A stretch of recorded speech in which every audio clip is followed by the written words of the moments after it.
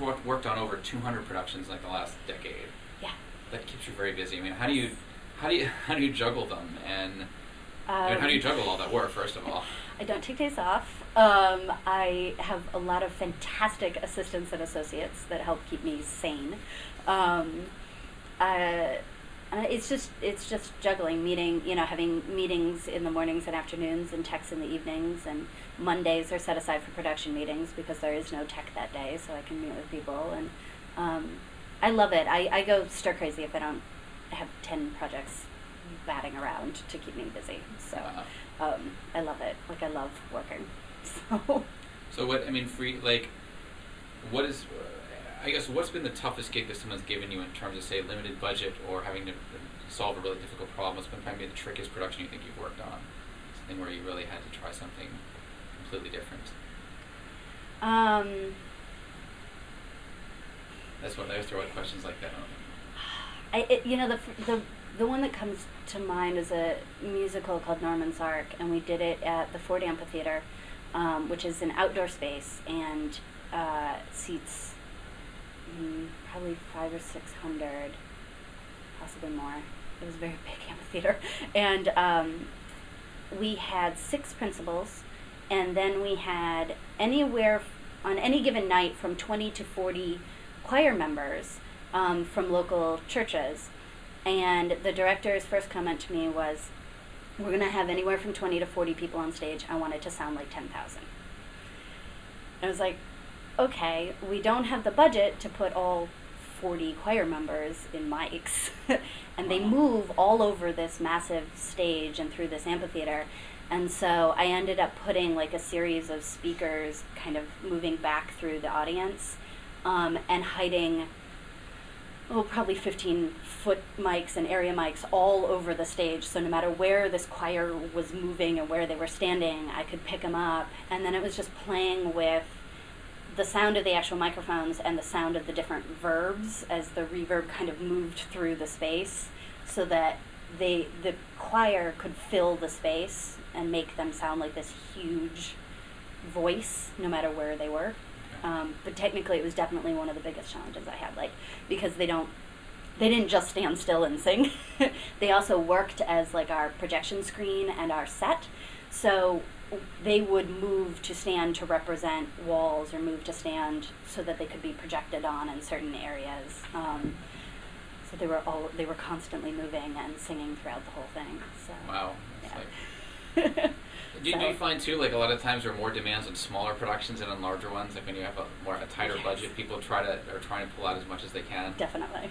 It's not even that they're trying to pull out more, it's that they won't be limited by their budget. And it's like, we know we don't have anything, but we're still going to make something that's really big and really beautiful and really powerful. So, so I know normally this would cost $1,000, but figure out how to do it for 10. And I love that challenge. And honestly, like, the biggest effect is that my living room is full of sound gear, and it's stuff that I've just bought along the way, so that when they only have $10 and I really have to have that speaker hidden in the set there, I can just bring in my own speaker and plug it in. Because it's like, I hate it when the cell phone comes from the mains up above your head. And a lot of these small theaters, they have 2 speakers. That's it. That's all they've got. So if I want the cell phone to actually come from where the person is standing, I have to bring in a separate speaker. And some of those theaters can pay me $10 for my speaker, and some of them can pay me $100 for my speaker. But for me, my design isn't compromised. I can have that sound coming for what I want. So you make a little extra cash than being like your own rental service. Yes. It seems like, so many shows being amplified these days. With a big theater, they have very different considerations than having 100 people there. Yeah, definitely in the smaller theaters, I almost never use microphones to reinforce, or if I do, even in musicals, it's frequently foot mics, which is both a combination of budget, and it's just not needed. When the piano is 5 feet away from you, you don't need to make it any louder. It's there, right. Which is lovely. It's like when I can use microphones, it gives me a little more variety. Like, I can get really loud if I want to, but I've also, a lot of the shows I've done, the singers are just so phenomenal. They can fill that wall, that room, and bounce off the back wall without a problem. They don't need a microphone to get them back there. So, do you find these days with people playing in larger houses that they don't project as much? They're so used to being mic'd now. Do you think that actors are learning about projection in the same way a lot of the old school It's theater actors actually where I have problems with actors not projecting is because you used to film in television in Los Angeles, where the boom is directly above their head, and they're having an intimate scene and they can whisper. And it's like, you can't whisper on the stage. I need a stage whisper. But I'm definitely finding it true, and I also find that audiences expect things to be louder. Because they're used to sitting in their living rooms where they can turn their HD televisions up as loud as they want. Right.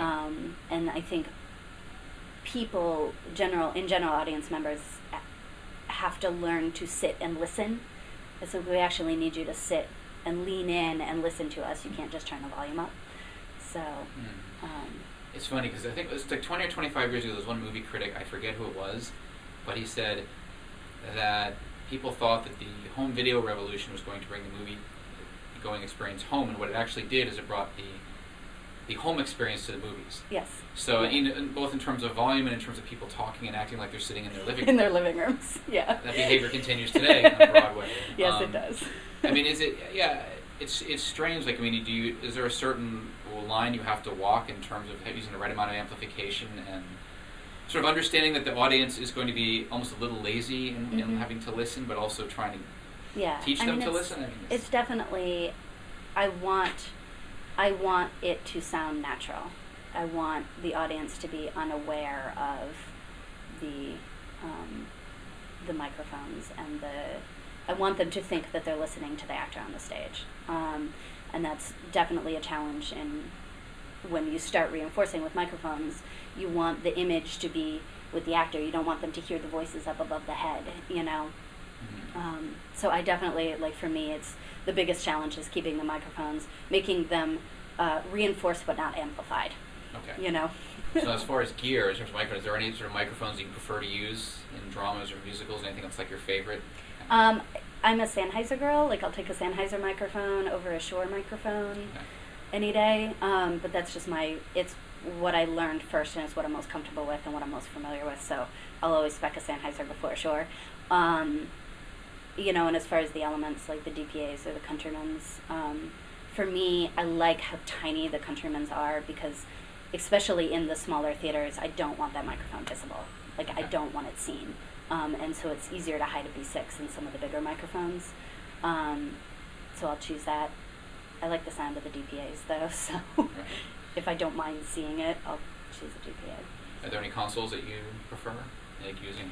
I'm most familiar with Yamahas, and I've kind of used all from the little O1Vs all the way up to the 5D and the 1D. So, but again, they're what I'm most comfortable programming with, so it's what I tend to use first. So.